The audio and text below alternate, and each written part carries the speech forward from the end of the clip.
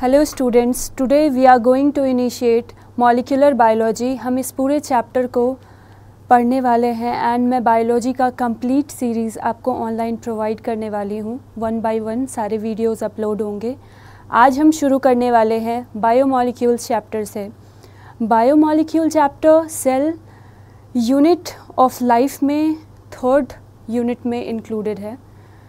इसमें हम लोग डिस्कस करने वाले हैं दैट लिविंग ऑर्गेनिज्म के बिहेवियर को जब हमें समझना होता है, लिविंग ऑर्गेनिज्म के जब हमें केमिकल कंपोजिशन, उनके बाकी की सारी चीज़ों को समझना होता है, उनके फिजियोलॉजी को समझना होता है, उस वक्त हमारा सिर्फ लिविंग ऑर्गेनिज्म को एनालाइज करने से काम नहीं चलेगा।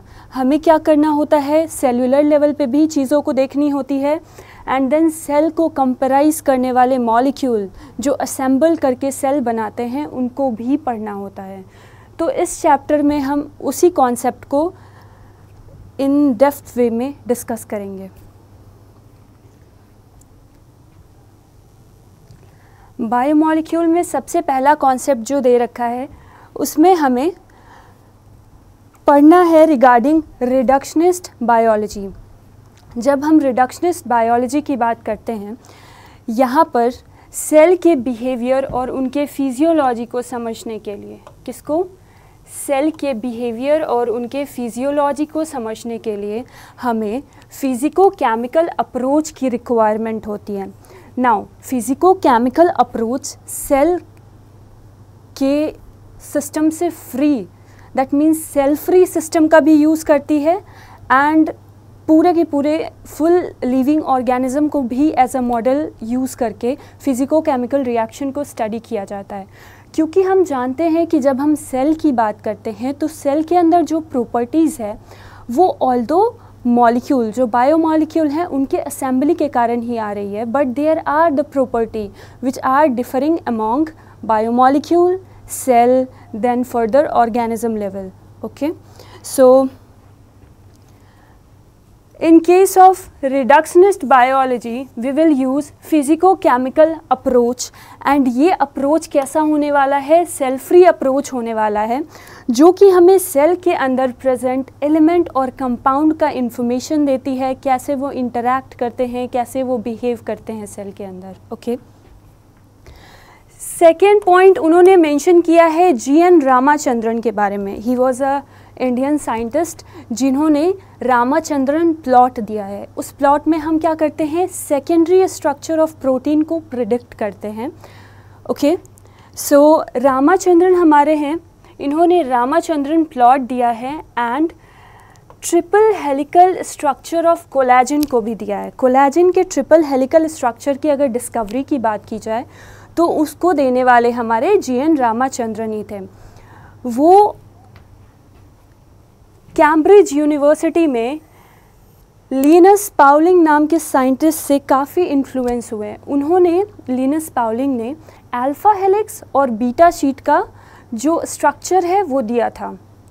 तो उनके काम से जी.एन. रामाचंद्रन काफ़ी प्रभावित हुए और उनके हेल्प से, जो भी रिसर्च के हेल्प थे एंड अपने डिस्कवरी को दिया जिसमें उन्होंने triple helical structure of collagen को दिया था। ओके, कब दिया था और उनका ये जो पेपर था वो नेचर में 1954 में रिलीज़ किया गया था।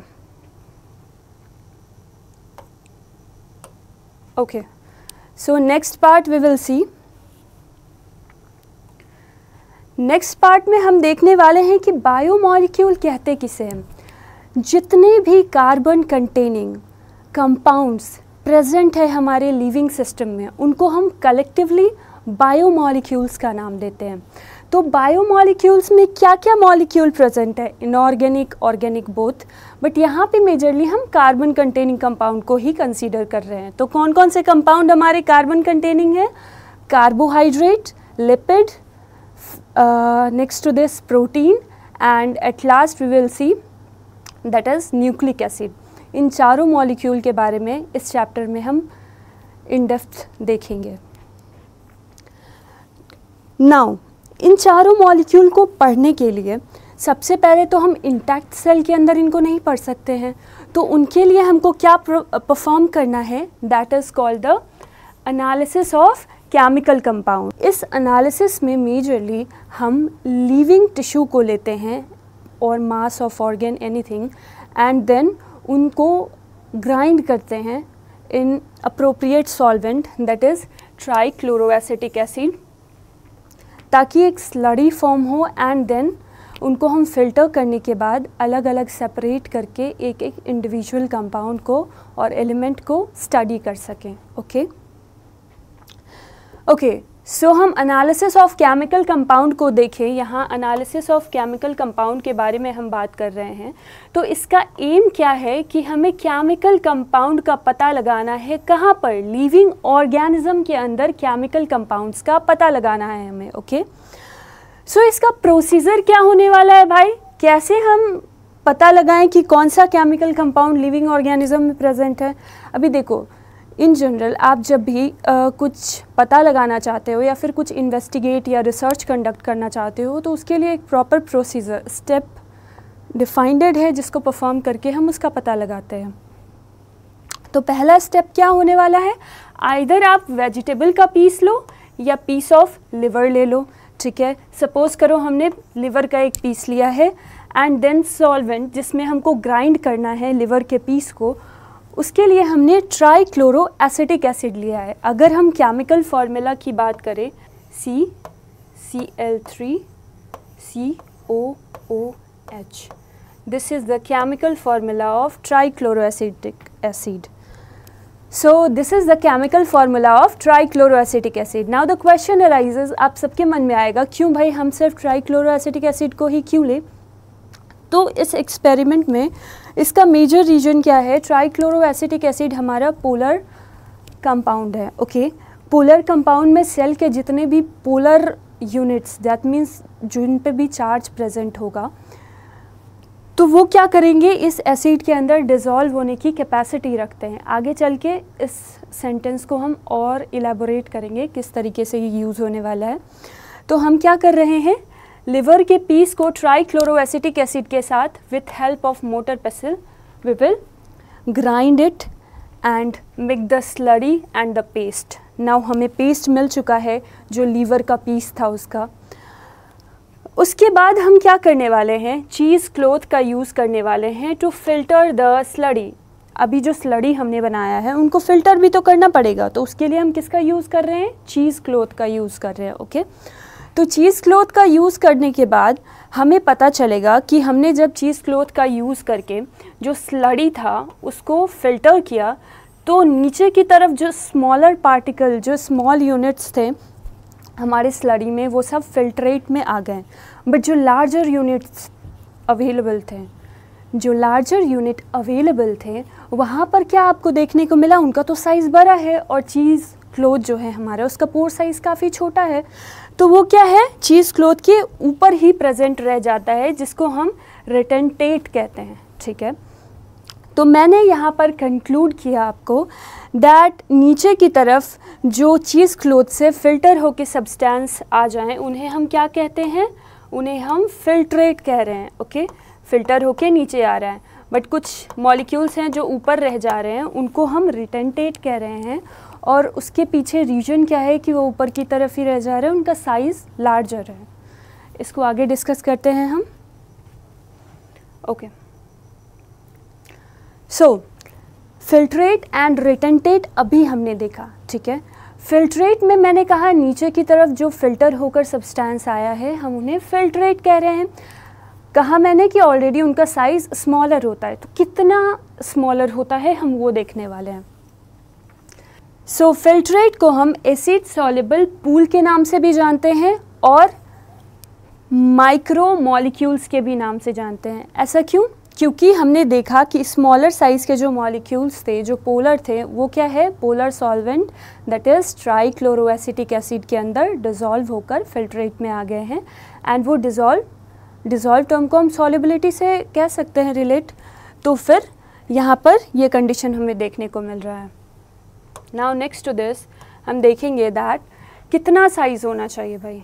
साइज़ फिल्ट्रेट में किसी मॉलिक्यूल के होने के लिए साइज़ कितना होना चाहिए?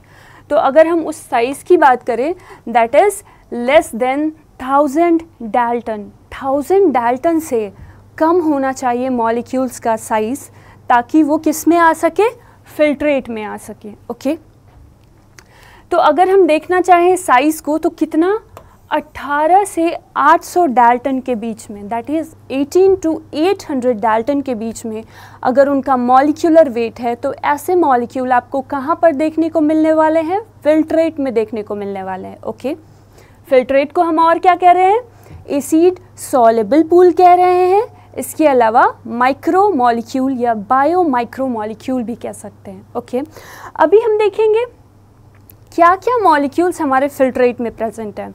मैंने आपको बताया कि बायो मॉलिक्यूल्स में मेजर कंपोनेंट क्या क्या हैं, लिपिड है हमारा, अपार्ट फ्रॉम लिपिड कार्बोहाइड्रेट है, न्यूक्लिक एसिड है, राइट, एंड प्रोटीन। ओके, तो इन सब के मोनोमेरिक फॉर्म जितने भी हैं लिविंग सिस्टम में, वो सारे मोनोमेरिक फॉर्म किधर आपको देखने को मिलेंगे, फिल्ट्रेट के केस में। बट लिपिड के साथ थोड़ा सा एक्सेप्शन है, वो हम बाद में डिस्कस करेंगे। ठीक है, तो प्रोटीन का बिल्डअप क्या है, अमीनो एसिड है।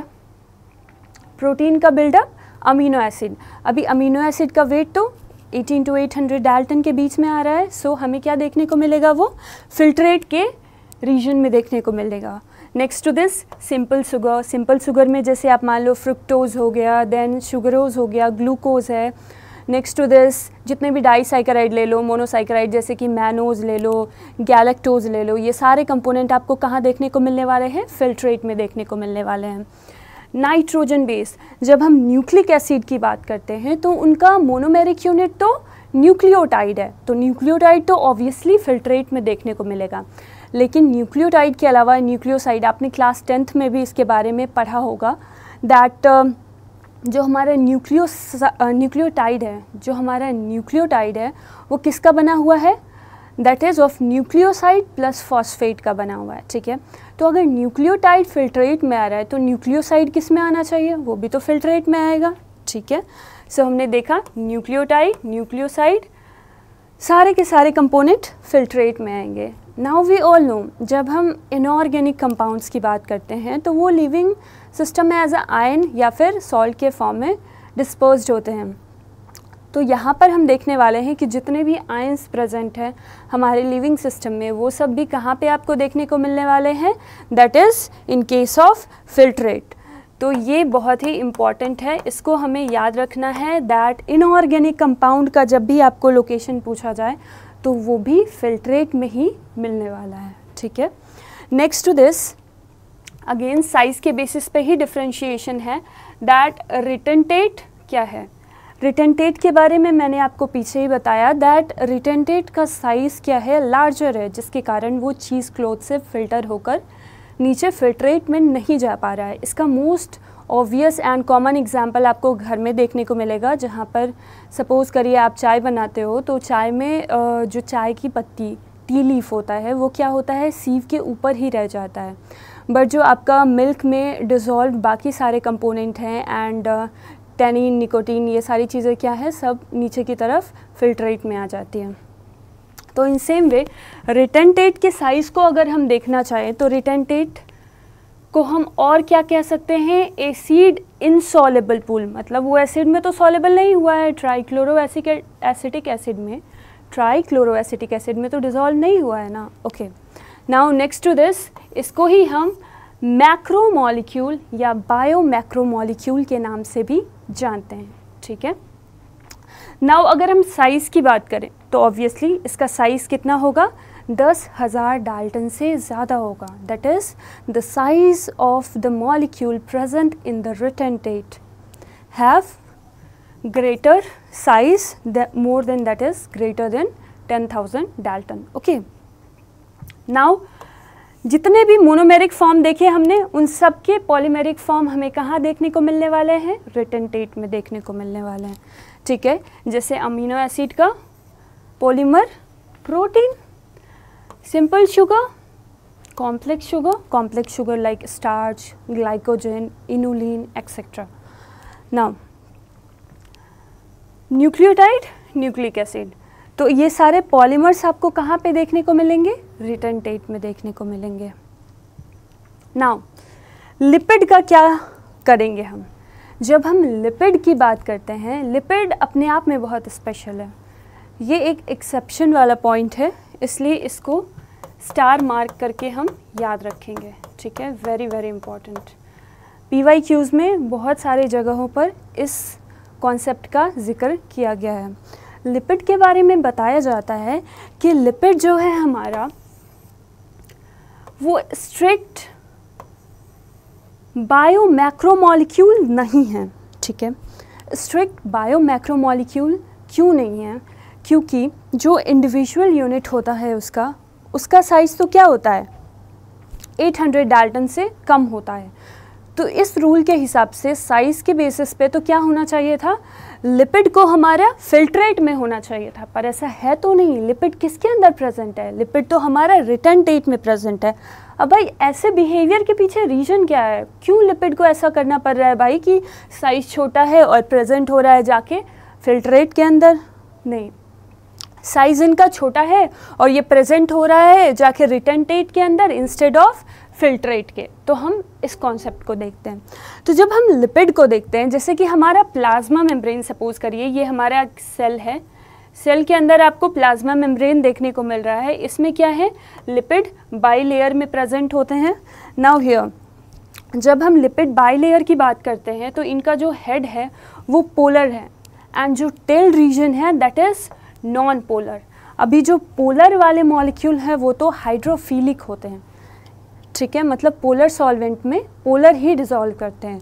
पोलर सॉल्वेंट के अंदर कभी भी नॉन पोलर कंपाउंड डिज़ोल्व नहीं करते। इसका मोस्ट सिंपल एग्जांपल अगर आप देखोगे तो घर पे ट्राई करना, कभी भी आप वाटर के अंदर ऑयल को डिज़ोल्व नहीं कर सकते, वो डिस्क्रीट लेयर में अलग अलग प्रेजेंट होगा।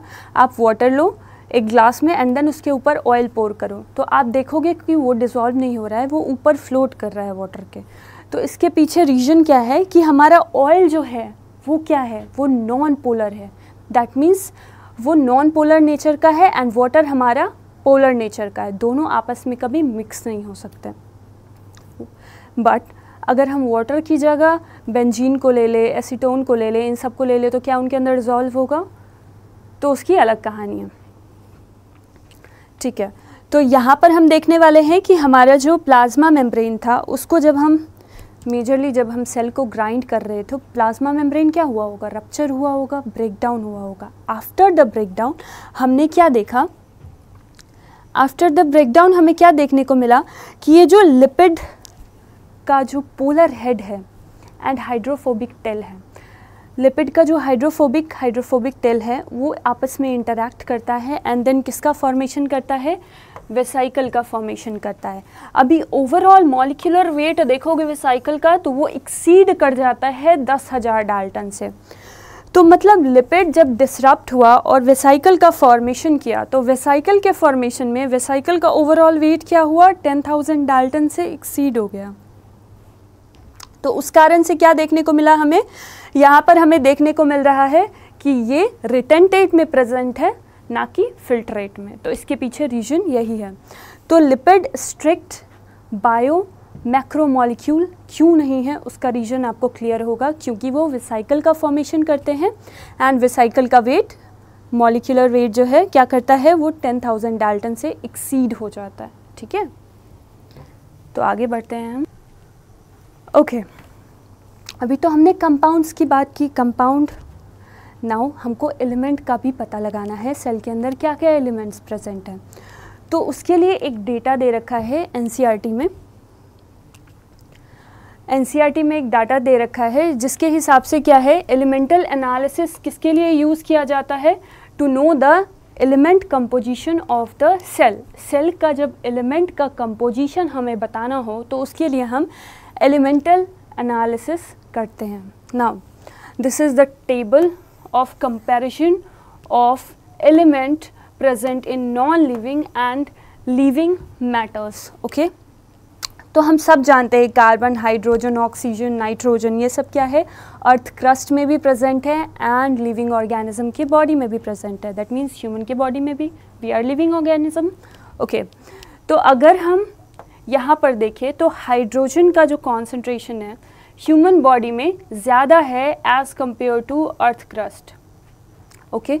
ह्यूमन के बॉडी में ज़्यादा है किसका अमाउंट, हाइड्रोजन का अर्थ क्रस्ट से। नाउ कार्बन का अमाउंट भी देखोगे तो लिविंग ऑर्गेनिज्म में ज़्यादा है। ऑक्सीजन का अमाउंट ऑब्वियसली लिविंग ऑर्गेनिज्म में ज़्यादा है as compare to earth crust. Nitrogen भी लिविंग ऑर्गेनिज्म में ज़्यादा है, क्योंकि जितने भी बायो मॉलिक्यूल्स देखोगे ना वो सब इन्हीं एलिमेंट्स के बने होते हैं, ठीक है। एंड हमारा जो सेल है उन कंपाउंड के असेंबली से ही बनता है। नाउ सल्फ़र की बात की जाए तो सल्फ़र अगेन लिविंग ऑर्गेनिज्म में ज़्यादा देखने को मिलेगा। सोडियम अर्थ क्रस्ट में ज़्यादा है, कैल्शियम अर्थ क्रस्ट में ज़्यादा है, एंड मैग्नीशियम अर्थ क्रस्ट में ज़्यादा है, सिलिकॉन अर्थ क्रस्ट में ज़्यादा है, एंड ह्यूमन बॉडी में नेग्लिजिबल अमाउंट में है। तो आपको अगर ऐसा स्टेटमेंट फ्रेम करके दिया जाए that silicon is present in abundant amount in human body, तो ऐसे स्टेटमेंट को आप एज अ फॉल्स स्टेटमेंट लोगे। वहाँ पर अगर नेग्लिजिबल वर्ड का जिक्र किया रहे तो आप उसको करेक्ट समझोगे। तो इस तरीके से आप इन सारे इन्फॉर्मेशन को देखोगे। इस टेबल के बेसिस पे कुछ क्वेश्चंस भी हैं, हम उसको लास्ट में डिस्कस करेंगे। आशा करते हैं आप हमसे जुड़े रहेंगे, एंड हम बाकी सारे क्वेश्चन को जब लास्ट में करेंगे तो आप अपना आंसर कमेंट बॉक्स में दे सकते हैं, सो दैट आपको कितना पता है आपके नॉलेज के हिसाब से, या फिर जितना हमने इस क्लास में डिस्कस किया है उस हिसाब से आप अपना आंसर मुझे कमेंट सेक्शन में ज़रूर बताइएगा। नेक्स्ट हम देखने वाले हैं, ये तो हमने क्या देखा, पहले तो हमने कंपाउंड्स का पता लगाया, फिर एलिमेंट्स का पता लगाया, अभी हम इनऑर्गेनिक कंपाउंड्स का पता लगाएंगे। तो इनऑर्गेनिक कंपाउंड्स को जब हम पढ़ना चाहें या फिर पता लगाना चाहें सेल के अंदर कि कितना % है या फिर कौन कौन से इनऑर्गेनिक कंपाउंड्स हैं, तो उसके लिए हमें क्या करना पड़ेगा, ऐश ऑब्टेन करना पड़ेगा लिविंग टिश्यू से, ठीक है। तो अब उस प्रोसेस में क्या क्या इवेंट्स ऑकर होंगी हम उनको देखने वाले हैं, ठीक है। तो यहाँ पर हम क्या देखेंगे, जो हमारा लिविंग टिश्यू है उसको हम सबसे पहले वे करेंगे, एंड उस वेट को हम क्या कहेंगे, वेट वेट, मतलब उसमें वाटर की क्वांटिटी प्रेजेंट है। नाउ नेक्स्ट टू दिस हम वेट जो टिश्यू है उसको क्या करेंगे, ड्राई करेंगे। ड्राई करने के बाद उसका वेट जब मेज़र करेंगे तो हम उसे क्या कहेंगे, ड्राई वेट कहेंगे, okay. Now this dry weight हम इसको क्या करेंगे, ड्राई वेट जो मास है हमारे सेल का उसको बर्न करेंगे। अभी बर्न करने के बाद जितने भी कार्बन कंटेनिंग कंपाउंड होंगे वो ऑक्सीडाइज होके CO2 के फॉर्म में एलिमिनेट आउट हो जाएंगे, एंड जो रिमेन्ड वाटर भी होगा वो भी इवेपोरेट हो जाएगा। तो लास्ट में हमारे पास ऐश बचेगा। अभी उस ऐश में क्या कंपोनेंट्स प्रेजेंट होंगे, तो सिर्फ और सिर्फ इनऑर्गेनिक कंपाउंड्स प्रेजेंट होंगे या फिर inorganic elements. Now we will see those elements. Again एक टेबल दे रखा है, list of the constituents in living tissue, okay. तो इन लिस्ट में सबसे पहला नंबर हमारा सोडियम का है, potassium, calcium, magnesium, water and compounds like NaCl, calcium carbonate, phosphate ion, sulphate ion, ये सारे क्या है, इनऑर्गेनिक कंपोनेंट हैं। स्टार्टिंग में जब हम डिस्कस कर रहे थे तो वहाँ पर हमने क्या देखा, दैट हमारा जो इनऑर्गेनिक कंपाउंड था वो फिल्ट्रेट के अंदर प्रेजेंट था। ये स्टेटमेंट याद रखना बहुत ज़रूरी है, क्योंकि यहाँ से भी स्टेटमेंट या क्वेश्चन फ्रेम होंगे। Okay, we will see next part. Next part में टोटल 3 टेबल दे रखे हैं related to element next to this inorganic compound and the compound present in the living organism. So next is average composition of the cell. Cell के अंदर average composition में abundant कौन कौन से compounds हैं, ठीक है। तो उसमें अगर हम देखना चाहें तो पहला हमारा water most abundant। जब हम कहते हैं कि living organism में सबसे ज़्यादा abundant कौन सा कंपोनेंट या केमिकल या कंपाउंड है, तो वो है वाटर। हम प्लांट सेल की बात करें, ह्यूमन सेल की बात करें, हर जगह प्लांट सेल में चाहे आप फ्लैशी फ्रूट की बात करो, लीफ की बात करो, उन सब में वाटर अबंडेंट अमाउंट में प्रेजेंट होता है, जिसका अमाउंट वेरी कर सकता है 70 to 90%, okay. Next is protein. Protein is present in the cell 10 to 15%। Okay, जब हम ह्यूमन बॉडी की बात करते हैं तो ह्यूमन बॉडी में 40 to 50% वेट जो है हमारे मसल्स का है। हमारे मसल का वेट इतना ज़्यादा है और मसल्स में क्या है, मेजर कंपोनेंट तो हमारा प्रोटीन ही है। तो ओवरऑल हम यहाँ से कंक्लूड कर सकते हैं कि वाटर के बाद मोस्ट अबंडेंट केमिकल कौन सा है हमारे सेल के अंदर, तो आप कहेंगे that is protein. Okay, so this one is clear. Protein के बाद हमें देखने को मिलता है न्यूक्लिक एसिड, जो कि 5 to 7% प्रेजेंट है हमारे सेल के अंदर। वी ऑल नो सारे के सारे सेल के न्यूक्लियस में आपको डीएनए का प्रेजेंस देखने को मिलेगा, जो अल्टीमेटली न्यूक्लिक एसिड ही तो है। तो यहाँ पर क्लियर, पहला water, protein, then nucleic acid. Nucleic acid के बाद कार्बोहाइड्रेट का प्रेजेंस, दैट इज़ 3%। कार्बोहाइड्रेट हमारे सेल्स में और बॉडी में 3% प्रेजेंट है। Now next to this, carbohydrate के बाद लिपिड एंड देन सबसे कम कौन सा कंपोजिशन है हमारे सेल का, दैट इज़ आयंस का। ठीक है, तो अगेन आपको यहाँ से स्टेबल से इंक्रीजिंग या डिक्रीजिंग ऑर्डर में abundance of composition of cell का क्वेश्चन फ्रेम किया जा सकता है। ठीक है, तो आपको वैल्यू को याद रखने की कोशिश करनी है, क्योंकि क्वेश्चन एग्जैक्टली वहाँ से भी फ्रेम हो सकता है। इसके अलावा वो इंक्रीजिंग या डिक्रीजिंग ऑर्डर में भी क्वेश्चन दे सकते हैं। We will discuss those question जो मैं लास्ट में लेकर आई हूँ। Now next to this we will discuss regarding metabolism. अभी मेटाबॉलिज्म क्या है, आप लोग सब लोग 10th क्लास से पढ़ते हैं। मेटाबॉलिज्म क्या है, sum of all the reaction occur inside the cell. अब किस टाइप के रिएक्शन अकर होते हैं, anabolic and catabolic reaction. Okay, so when we talk regarding that is catabolic reaction, it represents breakdown, and when we talk regarding anabolic processes it represent formation। ये आपको clear होना चाहिए। तो हमारे body में catabolic और एनाबॉलिक प्रोसेस का मैं एक एग्जांपल आपके सामने रखती हूँ। जब हम कैटाबॉलिक प्रोसेस की बात करते हैं तो सेल में ग्लूकोज को ऑक्सीडाइज करके हम क्या क्या बनाते हैं, energy, carbon dioxide and water. तो हमारा एक सिंगल ग्लूकोज मॉलिक्यूल किस में ब्रेक किया है, कार्बन डाइऑक्साइड में ब्रेक किया है, वाटर में एंड एनर्जी में। So it is the catabolic process, that means break down. Now when we talk regarding the excess of the glucose which flow in our blood, उसका क्या होता है, उसको क्या किया जाता है, हमारे मसल सेल्स में, लीवर सेल्स में ट्रांसपोर्ट किया जाता है। एंड ट्रांसपोर्ट के लिए स्पेशल ट्रांसपोर्टर प्रोटीन्स लगते हैं, उसके बारे में हम आगे डिस्कस करेंगे। उन ट्रांसपोर्टर प्रोटीन के थ्रू ग्लूकोज को लिवर सेल्स या फिर मसल सेल्स में ट्रांसफ़र किया जाता है एंड वहाँ पर उनका पॉलीमराइजेशन या फिर ग्लाइकोजन में कन्वर्जन होता है। तो एक छोटा सा यूनिट जो हमारा ग्लूकोज था वो फर्दर कंबाइन होकर क्या बनाया, ग्लाइकोजन बनाया। ग्लाइकोजन अगेन ऑसमोटिकली इनएक्टिव कंपाउंड है, पॉलीमर है, ठीक है, जो स्टोरेज पॉलीसाइकेराइड के फॉर्म में हमारे बॉडी में प्रेजेंट होता है।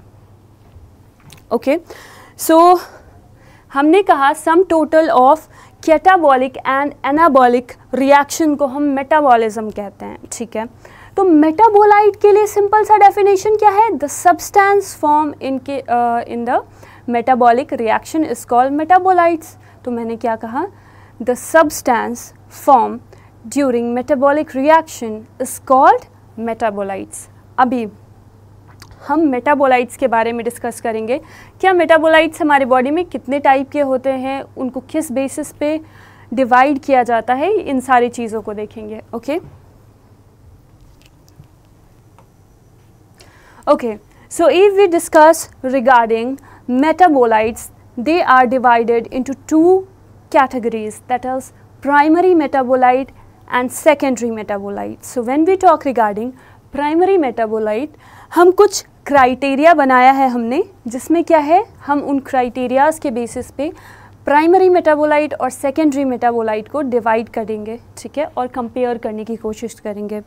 तो सबसे पहले अगर पूछा जाए कि प्राइमरी मेटाबोलाइट किस टाइप के ऑर्गेनिज्म के द्वारा प्रोड्यूस किया जाता है, तो प्राइमरी मेटाबोलाइट सारे के सारे लिविंग ऑर्गेनिजम्स में प्रेजेंट देखने को मिलते हैं। ठीक है, तो ऑल लिविंग ऑर्गेनिज्म में प्राइमरी मेटाबोलाइट्स का प्रेजेंस आपको देखने को मिलने वाला है। But when we talk regarding secondary metabolite, क्या वो सारे के सारे सेल्स में, सारे के सारे लिविंग ऑर्गेनिज्म में प्रेजेंट होते हैं? So no. So when we talk regarding those organism who can synthesize secondary metabolites, वो कौन कौन से हैं? हमारा प्लांट है, माइक्रोब है एंड फंगी. इन 3 कैटेगरी में हमें क्या देखने को मिलेगा? सेकेंडरी मेटाबोलाइट्स का प्रेजेंस देखने को मिलेगा. तो आपको ऐसा स्टेटमेंट फ्रेम करके दिया जाए that plant, fungi and microbe can synthesize secondary metabolite.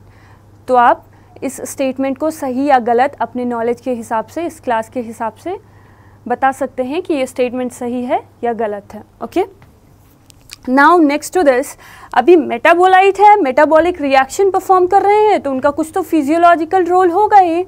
Okay, तो उस फिजियोलॉजिकल रोल की बात अगर हम देखें तो प्राइमरी मेटाबोलाइट्स का क्या क्या रोल है? ग्रोथ में, डेवलपमेंट में, रिप्रोडक्शन, इन तीनों के तीनों इवेंट्स में, ये तीनों ही इवेंट्स हमारे फिजियोलॉजिकल प्रोसेसेस के पार्ट है, राइट? तो यहाँ पर आपको किसका प्रेजेंस और किसका इन्वॉल्वमेंट देखने को मिलेगा? That is of primary metabolite. Okay, next to this, when we talk regarding secondary metabolite, तो क्या उसका कोई फिजियोलॉजिकल फंक्शन में रोल है? No, they do not generally have role in physiological function. अब भाई किस कंडीशन में, और प्लांट या फिर एनिमल, एनिमल के अंदर तो नहीं प्रेजेंट होता है ये, let it be, plant, microbe या फंगी क्यों सिंथेसाइज करेगा सेकेंडरी मेटाबोलाइट? ऐसे ही तो कोई वेस्टफुल प्रोसेस को क्यों सेल परफॉर्म करना चाहेगा? जैसे हम एनिमल बॉडी को लेते हैं तो हमारे पास मसल्स हैं, हमारे पास क्या है? मसल्स है, नर्वस सिस्टम है, इन्वायरमेंट में जो भी चेंजेस हो रहे हैं या फिर हमारे पास अगर खतरा आता है तो हम क्या करते हैं? उसके अकॉर्डिंग बिहेव कर सकते हैं with the help of neural system and locomotion, right? But in case of plant क्या वो चल सकते हैं? नहीं, पॉसिबल नहीं है. वो अपना एक लोकेशन से दूसरे लोकेशन पे कैसे चल के जाएंगे? उनको सीड के डिस्पर्सल के लिए भी आपको क्या है? इंसेक्ट्स की नीड पड़ती है या फिर बर्ड्स की नीड पड़ती है. पोलन ग्रेन के भी डिस्पर्सल के लिए बहुत सारे एजेंट्स की रिक्वायरमेंट होती है. तो यहाँ पर हम क्या देखने वाले हैं?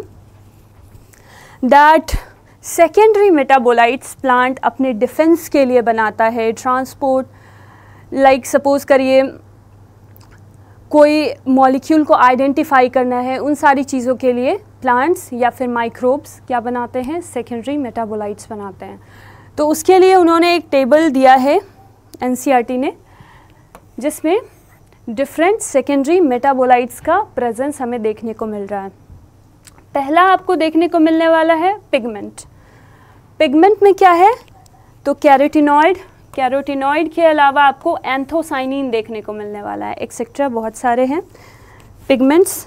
पिगमेंट क्यों प्लांट फॉर्म करती है? टू अट्रैक्ट, मेजरली आप जब बात करोगे फ्लावर्स की, तो फ्लावर्स के पेटल में कलर आपको देखने को मिलता है. वो कलर किसके कारण होता है? मेजरली पिगमेंट के कारण होता है, ठीक है, ताकि वो इंसेक्ट्स को, बर्ड्स को अट्रैक्ट कर सके. ओके, तो यहाँ पर अगर आपसे एंथोसाइनिन के बारे में पूछा जाए कि ये वाटर सॉल्युबल है या फैट सॉल्युबल है, तो आप क्या कहोगे? It is water soluble pigment. So anthocyanin is water soluble pigment.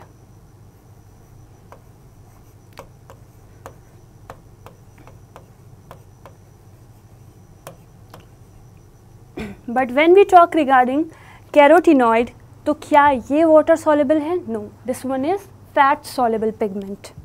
यहाँ से भी क्वेश्चन आया हुआ है, इसलिए मैं इन 2 पॉइंट्स को हाईलाइट कर रही हूँ.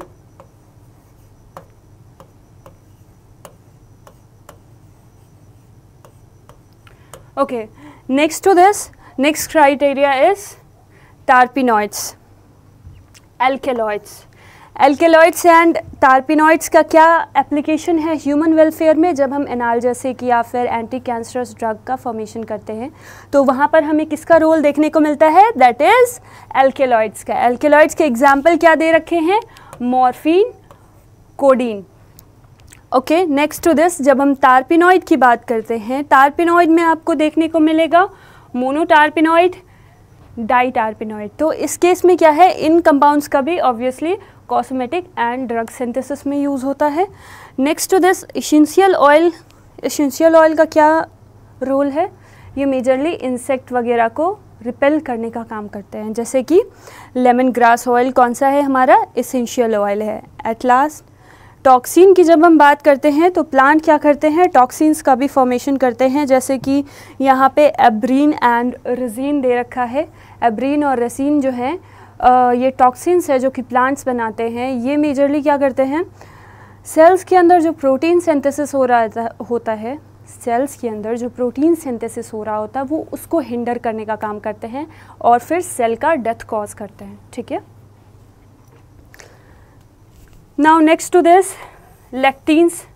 लेक्टिन्स का एग्जाम्पल कौन, कैनावेलिन ए है। लेक्टिन्स क्या है, अगेन ऐसे मॉलिक्यूल्स हैं जो कि शुगर जैसे मैनोज, ग्लूकोज, इन सब से बाइंड करता है। ठीक है, तो अगर हमें डेली लाइफ में कुछ ऐसे इंस्ट्रूमेंट फ्रेम करने हो या बनाने हो जिसमें कि हमें कोई पर्टिकुलर शुगर का अमाउंट या फिर प्रेजेंस डिटेक्ट करना हो, तो ऐसे रिसेप्टर्स को हम यूज़ कर सकते हैं, दैट इज़ लेक्टिन, जो कौन, कैनावेलिन के फॉर्म में दे रखा है। नेक्स्ट टू दिस ड्रग में क्या दे रखा है, विनब्लास्टीन का यूज़ किया जाता है ड्रग सिंथेसिस के लिए। नेक्स्ट टू दिस लास्ट में पॉलीमर सब्सटेंस दे रखे हैं, जैसे कि रबर आपके पास प्रेजेंट है, देन सेल्यूलोज है, गम है, ये सारी चीज़ें क्या हैं आपको देखने को मिल रही हैं, दैट इज़ पॉलीमेरिक सब्सटेंसेस हैं ये आपके पास। ठीक है, आगे देखते हैं हम क्वेश्चंस को।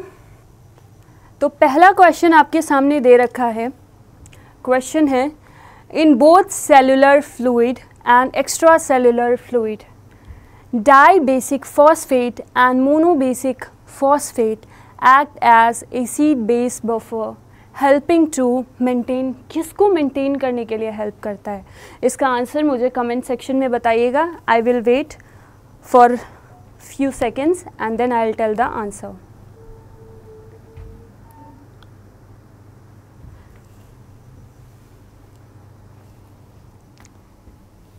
या फिर इसका आंसर मैं डिस्क्रिप्शन में मेंशन कर दूंगी, आप लोग वहाँ से भी देख सकते हैं।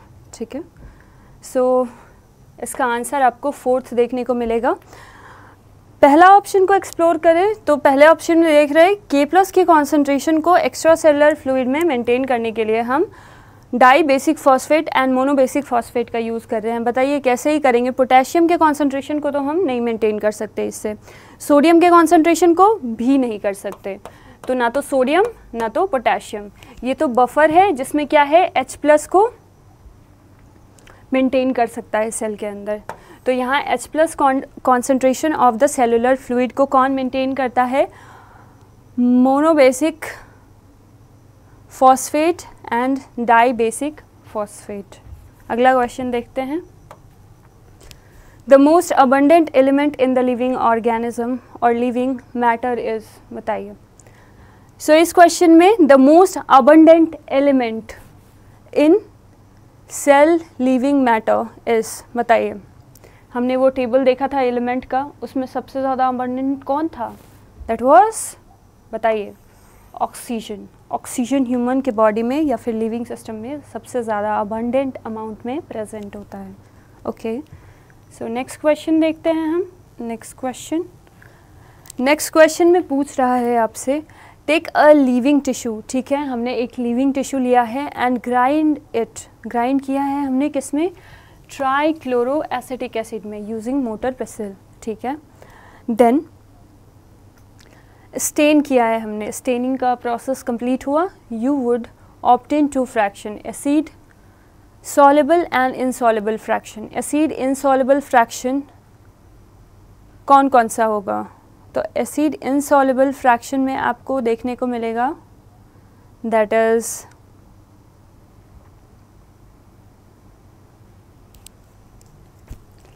Lipid, polysaccharide, nucleic acid, flavonoid and alkaloid देखने को नहीं मिलने वाला है। ओके,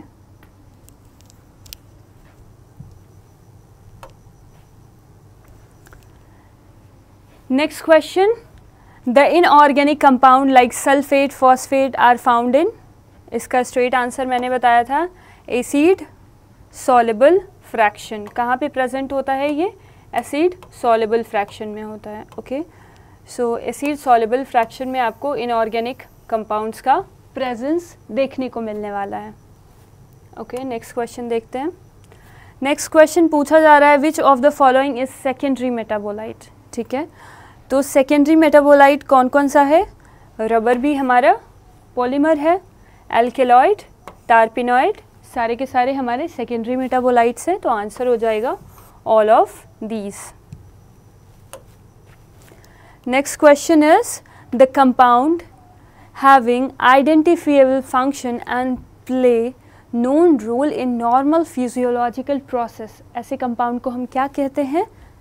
बताइए, अपना आंसर ज़रूर बताइएगा कमेंट बॉक्स में। तो इसका मैं 2 मिनट का टाइम दे रही हूँ and then we will see the answer of this question.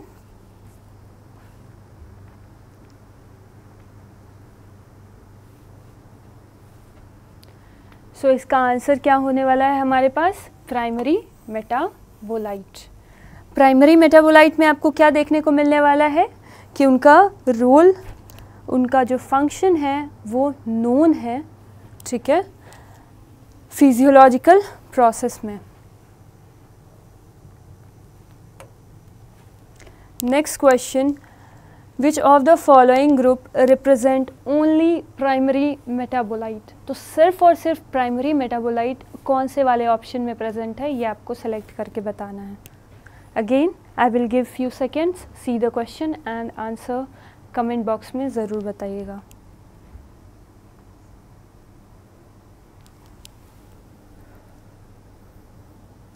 आपको अगर सेकेंडरी मेटाबोलाइट्स याद हो तो इजीली आप इसमें से डिफरेंशिएट कर सकते हो।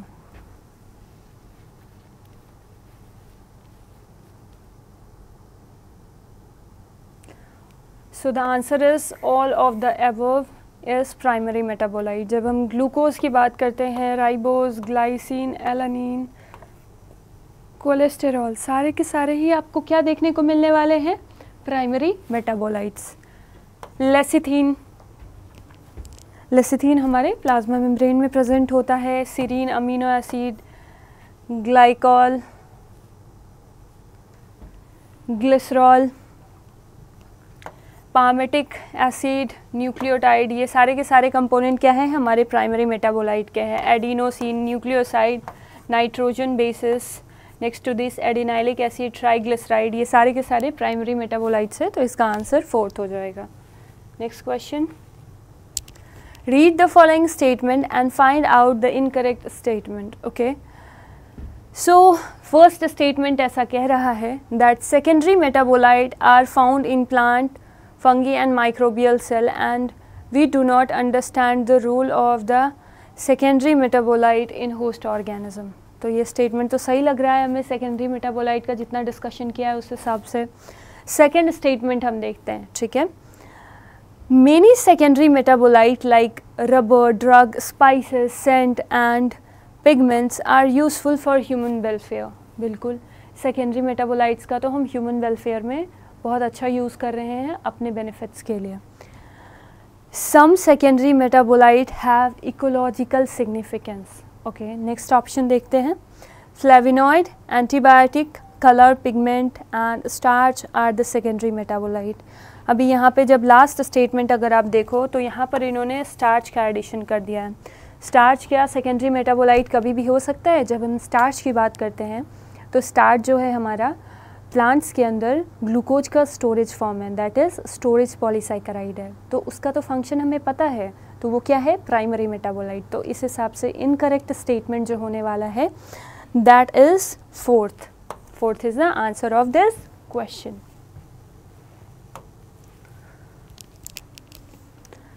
Now find the incorrect matching.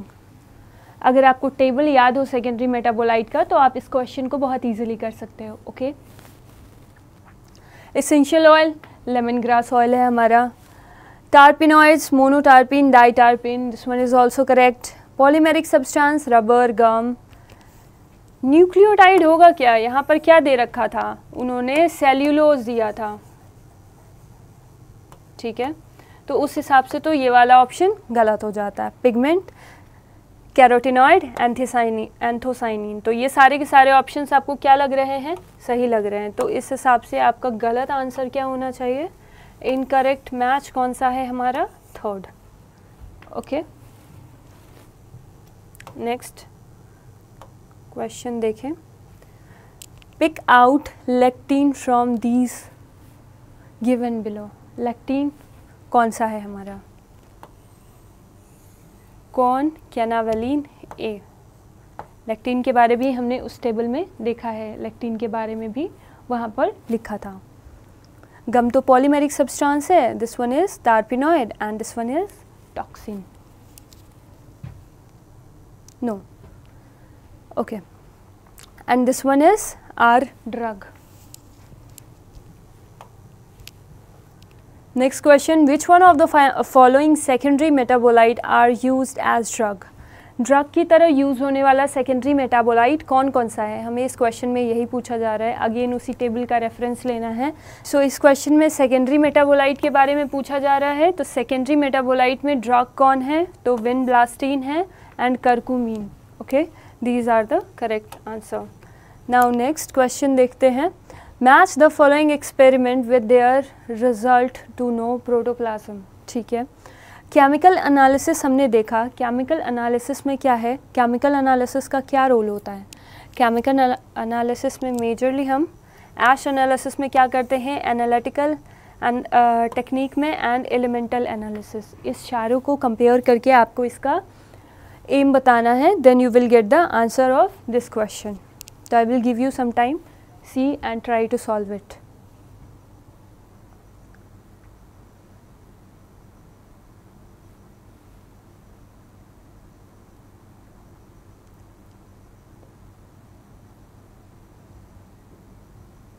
Okay, so अगर हम मैच करना चाहें तो केमिकल कंपाउंड्स को अगर देखें तो केमिकल कंपाउंड्स के एनालिसिस के लिए हमको केमिकल एनालिसिस का यूज़ करना होता है। सो फर्स्ट ए का थर्ड ऑप्शन करेक्ट हो जाएगा। ओके, नेक्स्ट ऐश एनालिसिस को देखें तो ऐश एनालिसिस में हम क्या देखने वाले हैं, दैट ऐश का एनालिसिस हम किसके लिए यूज़ करते हैं, इनऑर्गेनिक कंपाउंड एंड एलिमेंट को पता लगाने के लिए करते हैं।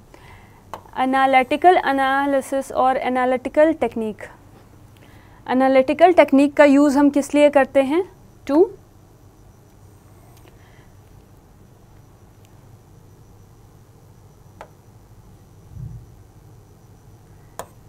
जब हम एनालिटिकल टेक्निक्स की बात करते हैं तो इसको मेजरली हम यूज़ करते हैं to identify probable structure and molecular formula of the compound. Okay, and elemental analysis composition of all element, element के अंदर जितने भी कंपोजिशन है उन सब को पता लगाने के लिए करते हैं। ओके, सो अगर ऑप्शंस देखें, then A third and B first,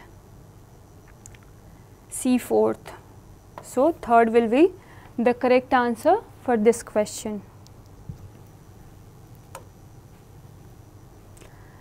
Next to this, next question again match the following type question है। यहाँ पर आपको मैच करना है। पिगमेंट हमारा क्या है, that is carotenoid and anthocyanin हमारा पिगमेंट के अंदर आता है। टार्पिनॉइड में आपको मोनोटार्पिन एंड डाइटार्पिन देखने को मिलेगा। नेक्स्ट टू दिस एल्केलॉइड्स आपको कहाँ पर देखने को मिलने वाले हैं, एल्केलॉइड में मॉर्फिन एंड कोडीन देखने को मिलेगा। एंड लेक्टिन्स में आपको कौन, कैनावेलिन देखने को मिलने वाला है, दैट इज़ कौन, canavalin A. Okay, now see the options. First four, A का fourth, then B second, so the correct answer is first, C third and D first. सो इस तरीके से हमारे ये क्वेश्चन भी कंप्लीट होता है। Next to this, next class में जल्दी ही लेकर आऊँगी। होप आप इस सेशन को एंजॉय किए होंगे एंड बहुत सारी चीज़ें आपको सीखने को मिली होंगी। एंड ये वीडियो आपके नीट के जर्नी में एक कंट्रीब्यूटर की तरह एक्ट करेगा।